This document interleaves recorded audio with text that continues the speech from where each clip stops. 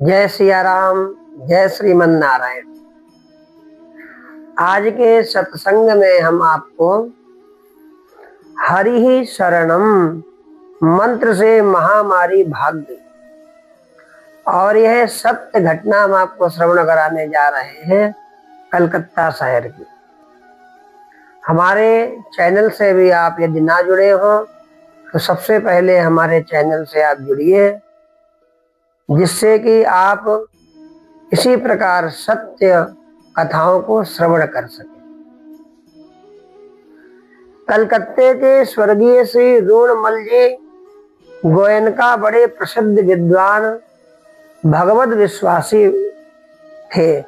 भगवान की लीला से उनके घर में कोई नहीं रह गया था। यूं वे बड़े शौकीन थे और साथ ही बड़े विद्या व्यसनी थे। संस्कृत के विद्वानों को उनके यहाँ बड़ा आश्रय मिलता था। वे अपने बड़तल्ला विस्तृत के मकान में रहते थे। उन दिनों कलकत्ते में प्रायः प्रतिवर्ष प्लेग की महामारी आया करती थी। बड़ा विनाश होता था। रूणमल जी भी प्लेग से आक्रांत हो गए। बहुत तेज ज्वर आ गया और दोनों ओर गिल्टियां थीं। घर में और तो कोई थे नहीं, उनके एक विश्वस्त सेवक थे।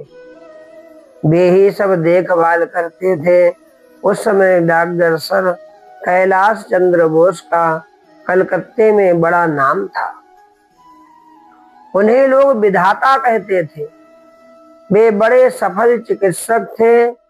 दूर से ही देखकर रोग का निदान कर देते थे। ऐसा माना जाता था। गोयनका परिवार में वे फैमिली डॉक्टर थे। संध्या के समय वे रूणमल जी को देखने आए और कहे गए कि इनको सन्निपात हो गया है, रोग असाध्य है और रात्रि को किसी भी समय इनके प्राण जा सकते हैं। रूणमल जी सब सुन रहे थे। सर डॉक्टर कैलाश चंद्र के लौट जाने के बाद उन्होंने अपने सेवक से गंगा जल मंगवाया। उससे शरीर पोंछ कर कपड़े बदले। भगवान श्री कृष्ण का बड़ा सुंदर एक चित्र था। उसको पलंग पर अपने सामने रखवा लिया और चारों तरफ तकिए लगवा कर वे बैठ गए। सेवक से कहा, तो किवाड़ बंद कर लो और बाहर बैठ जाओ। डॉक्टर साहब रात को प्राण त्याग की बात कह ही गए हैं। यदि प्राण रहेंगे तो मैं जब आवाज दूं तब किवाड़ खोल देना, नहीं तो सवेरे किवाड़ खोलकर परिवार के अन्य लोगों को सूचना दे देना। वे अंत्येष्टि की व्यवस्था कर देंगे। सेवक ने आज्ञानुसार बाहर से किवाड़ बंद कर दिए। प्रातः काल 4 बजे उन्होंने आवाज देकर किवाड़ खुलवाए और सेवक से कहा कि मेरा शरीर स्वस्थ है, ब्राह्मण भोजन करवाना है, अतएव तू गंगा जी के घाट पर और अपने परिचित विद्वानों के यहाँ जाकर 100 ब्राह्मणों को निमंत्रण दे आओ। वे 10-11 बजे भोजन के लिए आ जाएं और तुम लौट कर ब्राह्मण भोजन के लिए रसोई की व्यवस्था करो। आदेश के अनुसार सारी व्यवस्था हो गई। ब्राह्मण भोजन भली भांति संपन्न हो गया। ब्राह्मण दक्षिणा पाकर लौट गए। उधर श्री कैलाश बाबू गोयनका परिवार के ही एक अन्य घर में रोगी देखने गए थे। उन्होंने पूछा, बाबू रूणमल जी की दाह क्रिया करके आप लोग कब लौटे? उत्तर में बताया गया कि वे तो जीवित हैं और बिल्कुल स्वस्थ हैं। कैलाश बाबू आश्चर्य में डूब गए और उन्हें देखने के लिए उनके मकान पर गए। देखा तो वे सदा की भांति रेशमी पीतांबर पहने, तिलक लगाए आसन पर बैठे हैं, चौकी पर रखे हुए चांदी के थाल में ब्राह्मणों का प्रसाद पा रहे हैं। सर कैलाश ने यह देखकर उनसे पूछा कि आप यह सब किसके कहने से खा रहे हैं? उन्होंने हंसकर उत्तर दिया, जिनकी दवा से अच्छा हुआ, जिनकी दवा से अच्छा हुआ उन्हीं के कहने से। भगवान का विधान। सर कैलाश बाबू ने यही निश्चय किया कि ये सन्निपात में है और जाते समय वे देख रेख करने वालों से कह गए कि ध्यान रखना, किसी भी समय इनका शरीर जा सकता है। 3-4 दिन बीत गए। डॉक्टर कैलाश बाबू को कोई समाचार नहीं मिला। तब एक दिन वे स्वयं आए। पता लगा कि रूडमल बाबू स्वस्थ है। ये उनसे मिले और पूछा, आप सर्वथा मरणासन्न थे, पर आप स्वस्थ हैं। आपने क्या दवा ली, क्या किया जिससे आप आश्चर्यजनक रूप से स्वस्थ हो गए? रूडमल जी ने बताया कि उस दिन आप कह ही गए थे कि मेरे बचने की कोई आशा नहीं है। मैंने भी आपके वचनों के अनुसार यही समझा।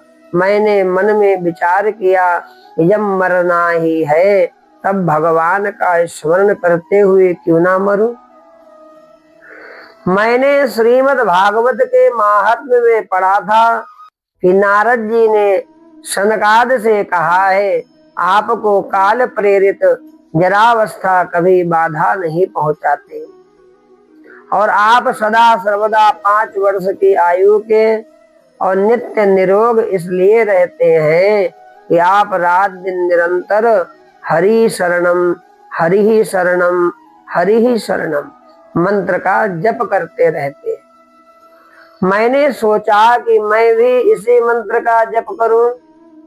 मैंने गंगा जल से शरीर पोंछकर कपड़े बदलकर भगवान श्री कृष्ण का यह सुंदर चित्र सामने रखवा लिया। ज्वर तो बहुत तेज था, गिल्टियों में दर्द भी बहुत भयानक था, पर मैं तीनों ओर तकिए लगवाकर किसी तरह बैठ गया और हरि शरणम हरि शरणम हरि शरणम हरि शरणम हरि शरणम हरि शरणम मंत्र का जप करने लगा। पता नहीं कितनी देर तक होश में रहा। जब तक होश में रहा जप चलता रहा। लगभग 4 बजे बाह्य चेतना लौटी। मुझे अपना शरीर ठंडा और हल्का मालूम दिया। दर्द बिल्कुल नहीं था। मैंने हाथ लगाकर देखा कि दोनों ओर की गांठें बैठ चुकी हैं। मैंने सोचा कहीं वहम तो नहीं है। मैं पलंग से नीचे उतरकर कमरे में इधर उधर घूमा। ना दर्द था ना ज्वर था। मैंने समझा यह हरि ही शरणम मंत्र का चमत्कार है।